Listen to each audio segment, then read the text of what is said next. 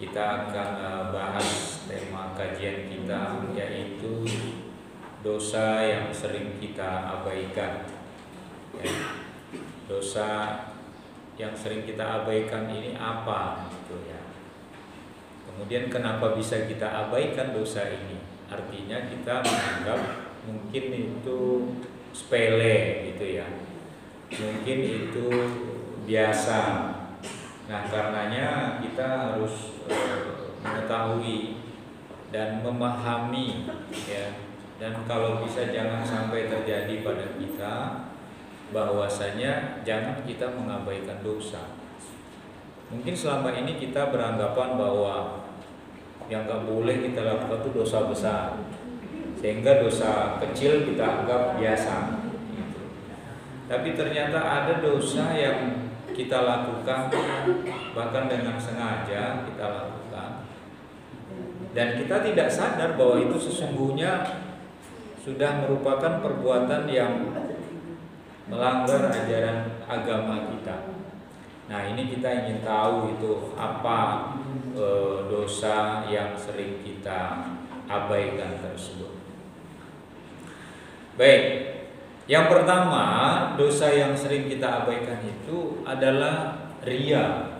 Ya, sifat riya. Riya ini apa? Pamer. Ya, suka pamer. Jadi kalau riya itu orang yang senangnya itu dalam melakukan sesuatu itu selalu ingin dilihat oleh orang. Asal katanya ro'a itu melihat. Ya, jadi kalau dia sholat ingin dilihat oleh orang, oh si anu rajin sholatnya gitu kan. Kalau dia bersodako, dia ingin dilihat orang, oh si anu yang paling sering sodako gitu. Kalau dia menolong orang, dia ingin dilihat bahwa oh si anu itu memang suka menolong, punya jiwa penolong. Nah, ini kalau kita melakukan sesuatu itu ingin dilihat oleh orang ya, maka kita melakukan itu agar mendapatkan pujian dari orang lain. Mestinya kalau ketika kita melakukan sebuah ibadah atau amal soleh atau perbuatan baik yang kita lakukan, yang kita harapkan itu bukan pujian orang lain ya. Yang kita harapkan itu adalah ridho dari Allah, mendapatkan pahala dari sisi Allah, sehingga yang kita lakukan itu tidak bertentangan dengan ajaran agama kita. Kalau kita ingin melakukan sesuatu itu, janganlah sekali-kali kita melakukannya karena ingin dilihat oleh orang, selalu ingin mendapatkan pujian.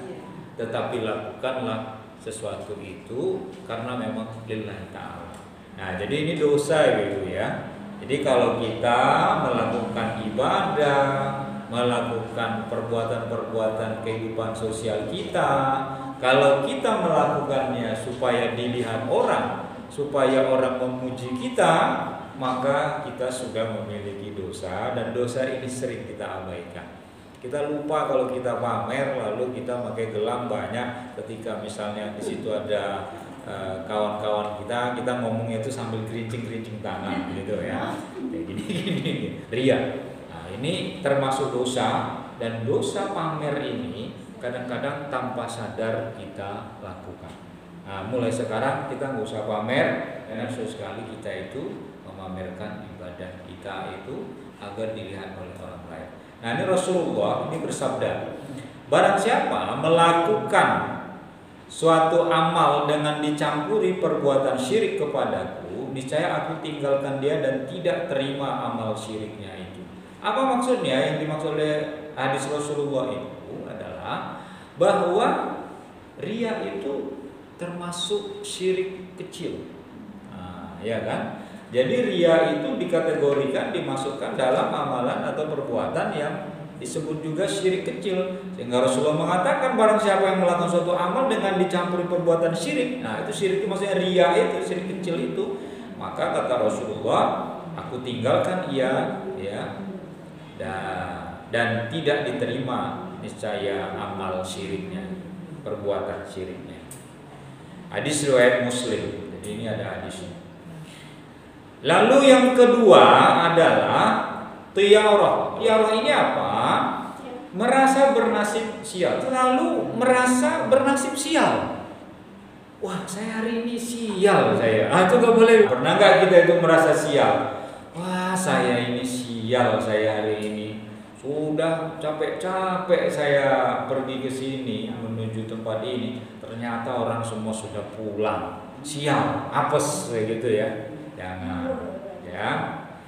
Atau kita juga mungkin pernah mengatakan seperti ini. Kok saya melakukan ini selalu sial ya, nggak pernah mendapatkan keberuntungan. Apa saya ini harus apa kalau dalam tradisi kita di Jawa itu diruat. Apa saya harus diruat ini gitu kan? Selalu sial gitu kan? Ada orang, wah ini nama saya harus diganti. Kelihatannya nama saya ini bawa sial gitu kan? Itu ndak ada itu, kecuali dia punya namanya itu, yaitu nama sial. Tiarah misalnya, tolong besok jangan kasih nama Siti Tiarah, jangan itu ya. Itu artinya Siti yang sial, itu jangan ya. Itu bahasa Arab itu. Karena kadang-kadang kita asal bahasa Arab artinya bagus gitu kan. Padahal bahasa Arab itu ada juga artinya yang jelek ya kalau sesuai dengan makna kata. Jadi ini dosa kecil yang sering kita abaikan. Maka kalau dosa yang kita abaikan seperti tiarah ini, merasa sial itu dalam hidupnya, nah itu berarti kita sudah melakukan dosa yang sering kita anggap, oh itu bukan dosa, nggak apa-apa, saya cuma ngomong sial kok, begitu kan. Atau kita merasa saya nggak seberuntung dia, saya sekolah sama dengan dia, ya, saya sarjana sama dengan dia. Tapi kenapa saya tidak beruntung seperti dia, gitu kan? Mungkin ada orang yang berpandangan seperti itu. Nah, berarti orang itu sudah merasa dirinya itu sial. Berarti saya ini sial. Nah, orang-orang yang mengatakan bahwa dia merasa sial, nah itu termasuk orang yang mengabaikan dosa. Jadi dosa yang diabaikan salah satunya itu orang yang merasa nasibnya itu sial, ya. Walaupun kita di bahasa Indonesia kan juga sering ibu ya ngomong ini anak-anak sialan ini, gitu kan. Itu nggak boleh ya, nggak boleh itu ya. Kita mengucapkan orang, iya, ada juga yang bilang oh dia ini membawa sial, atau mobil saya ini membawa sial ini. Motor saya ini bawa sial, masa sering kena gesrek lah, mogok tiba-tiba lah, dah ada itu, pasti ada penjelasannya. Kalau mobil itu misalnya sering mogok ya mungkin jarang diservis gitu ya, dipakai aja nggak pernah diservis. Iya betul, punya motor juga gitu. Jadi kalau misalnya kita merasa harta yang kita gunakan itu membawa kesialan bagi kita, itu tidak betul. Tapi kalau dalam pandangan mistik memang ada orang yang seperti itu. Apalagi kalau orang-orang yang memang jauh dari agama, jangan ada rumah ibu menghadap kemana, itu sial itu, gitu kan. Rumah ibu menghadap ke sana ya, oh sial itu nggak bagus. Lalu yang berikutnya yaitu khalwat. Nah ini khalwat gitu ya. Khalwat. Apa ini khalwat? Nah ini khalwat ini adalah berduaan antara laki dan perempuan yang bukan mahram. Ya, bukan mahram itu orang yang memang bukan saudara, nggak punya hubungan saudara gitu. Jadi ini biasanya dilakukan oleh orang-orang yang remaja, orang-orang yang dewasa. Menurut saya juga ada sesungguhnya, tapi itu jarang ya dilakukan. Yang bukan mahram, dia bukan keluarganya, bukan familinya, lalu dia berduaan dan tidak ada orang yang menemaninya. Kecuali misalnya ketika berduaan tapi ada bertiga ditemani, dilihat dari jauhan, itu kan lain ya. Jadi itu sesungguhnya ketika kita ibu lah misalnya ketemu dengan teman sekolah misalnya datang ke rumah gitu ya, padahal bapak sedang tidak di rumah misalnya, itu sebisanya kalau misalnya dia ingin bertamu pun sekalipun ya kita menerima jangan di dalam rumah, sebaiknya itu di teras rumah. Ataupun kalau dia misalnya ibu lebih aman lagi, katakan nanti saja pas suami saya pulang atau pas ada anak yang mendampingi gitu. Gimana Bu? Suaminya malah kamu suka. Oh. Padahal kan itu bisa menimbulkan fitnah. Itu biasanya seperti itu. Cuma kan kitanya saja yang merasa bahwa ini kita kok membatasi diri. Tidak, agama kita yang mengajarkan seperti itu. Karena kita sudah punya pasangannya. Kalau dilihat oleh orang lain, Rasulullah itu pernah mengatakan dalam sebuah hadisnya, tidaklah seorang laki-laki berkhulwat dengan wanita kecuali pihak ketiganya adalah setan. Nah, ya kan? Jadi khulwat itu kan berdua, tapi kalau dia berdua berkhulwat, ngomong berdua apalagi tempat tersembunyi, ya, nah itu biasanya pihak ketiga sering kita dengar istilahnya setan itu Rasulullah yang mengatakan. Kenapa? Setan disitulah nanti yang menggodain, nggak ada yang lihat gitu kan, nggak ada yang tahu ini tempatnya tempat yang tersembunyi gitu. Itu awal mulanya karena ada kesempatan berkhalwat itu, karena hanya dia berdua, nggak ada orang yang melihat. Nah, sesuai dengan hadis Rasulullah, orangnya cuma berdua, yang ketiga siapa?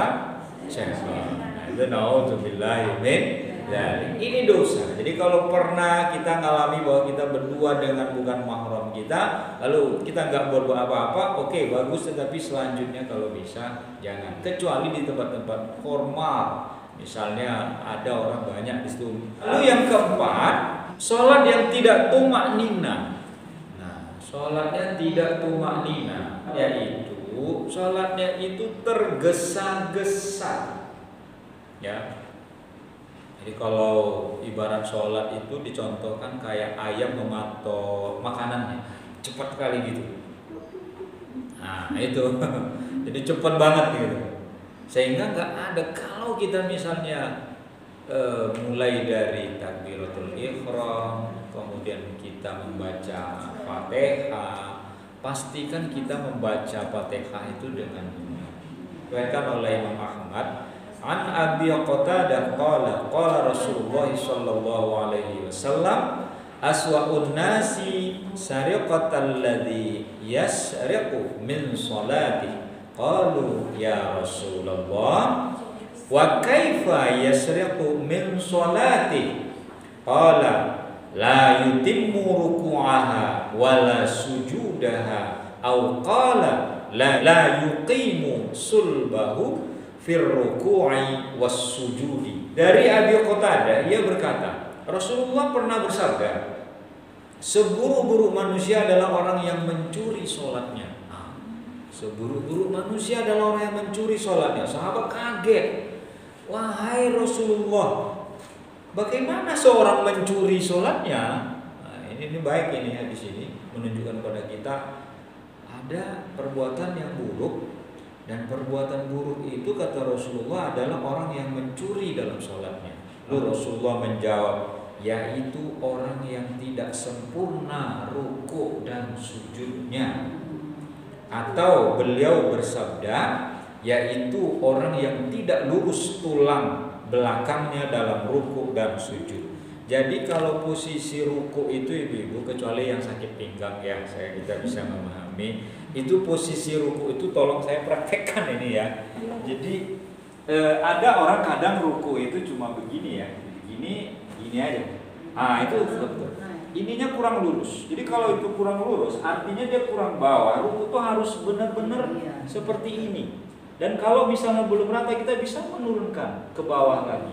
Yang penting dia lurus. Nah ada orang itu, Allah, habis itu dia ruku. Nah, cuma gini doang. Mana habis itu lihat ke atas lagi. Lihatnya ke bawah. Kalau kepalanya seperti apa? Oh iya, lihatnya ke bawah, kepalanya. Kalau bisa lurus. Anda kan ini ada. Oh jangan Bu, sebaiknya malah disuruh lurus. Karena yang dilihat kalau agak ke sini itu lihat lutut, padahal yang lihat tempat sujud. Nah, jadi sejadahnya tempat sujudnya. Jadi kalau kita sholat yang benar tuh seperti itu. Kecuali Pak Taufik punggung saya kan sakit, nggak bisa. Itu lain Bu, boleh. Ya, kita nggak mampu berdiri sholat aja boleh duduk, nggak boleh duduk, boleh berbaring. Apalagi kalau kita sujud itu nggak bisa posisi. Nah, biasanya orang-orang yang sujudnya tidak benar itu hanya karena buru-buru. Jadi tidak tumak nina. Kalau kita tumaknina setiap sholat kita, tumaknina itu kan tenang, tidak buru-buru. Insya Allah sholat kita itu tidak akan cepat-cepat banget selesainya. Misalnya sholat isya kita ya kalau tidak jamaah 2 rakaat 2 menit lah gitu ya, dan 4 rakaat. Kalau sholat subuh mungkin ya 1 menit atau lebih sedikit lah. Tapi kalau ada orang sholat di bawah 1 menit, itu menurut saya itu sholat kilat itu ya. Mungkin melebihi kilat, mungkin ekspres mungkin ya. Nah ini yang harus kita hindari. Ini kadang-kadang kita suka menganggap remeh ya. Sehingga orang yang sholatnya itu tidak tumaknina, itu sesungguhnya dia sudah melakukan dosa. Dosanya apa? Berdasarkan hadis Nabi, dia mencuri sholatnya. Ya, mencuri sholatnya apa? Karena ia tidak ruku ya. Itu hanya contohnya saja ya. Sujud tidak sesuai yang diajarkan oleh Nabi. Jadi kalau kita membacanya itu segala satu sempurna, itu waktunya juga sempurna idealnya. Kalau kita baca dalam sholat kita, Bismillahirrahmanirrahim, Alhamdulillahirabbil alamin, Arrahmanirrahim, gitu kan? Itu kan sempurna bacanya. Tapi kalau kita Bismillahirrahmanirrahim, amin, selesai gitu. Wah cepat banget itu. Jadi mulutnya itu belepotan itu kalau membaca seperti itu. Begitu ibu ya. Kalau ada pertanyaan terkait dengan ini monggo kalau ada. Kalau ada orang yang membaca begini bacanya itu Bismillah, Alhamdulillah, jadi tidak Bismillahirrahmanirrahim, tapi Bismillah, Alhamdulillah, itu sah apa enggak? Oh begitu. Nah ini. Udah saya pernah dengar. Pernah ada imam atau sholat sendiri? Sholat sendiri. Oh sholat sendiri. Baik. Kalau imam Tentu tidak ya. Jadi begini ibu. Kalau ada orang yang membaca Bismillah, habis itu Alhamdulillah, itu tidak sempurna itu dia membaca ayatnya. Karena Bismillah itu ada 2 pendapat dalam imam mazhab. Yang pertama, pendapat yang pertama mengatakan bahwa Bismillah itu adalah ayat dari surat Al-Fatihah, sehingga imam yang membaca dijaharkan Bismillahirrahmanirrahim, karena dia ayat dan surat Al-Fatihah dibaca dengan dijaharkan, itu dijelaskan bacanya. Sebaliknya ada yang mengatakan Bismillah itu bukan ayat pertama, ayat pertamanya Alhamdulillah gitu kan, sehingga dia cukup sir itu dipelankan bacanya. Bismillahirrahmanirrahim, Alhamdulillahirabbil alamin. Nah, kalau dia membaca Bismillah tidak lengkap, berarti kan tidak sempurna dia membacanya. Ya, sehingga menurut saya kalau dia ingin membaca Bismillah, lengkapi membaca Bismillahirrahmanirrahim. Kalau kayak gitu istilahnya sah ya. Sah bu. Alhamdulillahnya itu cuma Alhamdulillah dibaca Alhamdulillahirabbil alamin. Mestinya harus dia lengkapi membacanya itu. Ya, saya pernah. Ya. Baik, pertanyaan bagus ibu. Ada yang lain ibu? Cukup? Oke, baik. Kalau tidak ada, kurang lebih mohon maaf. Assalamualaikum warahmatullahi wabarakatuh.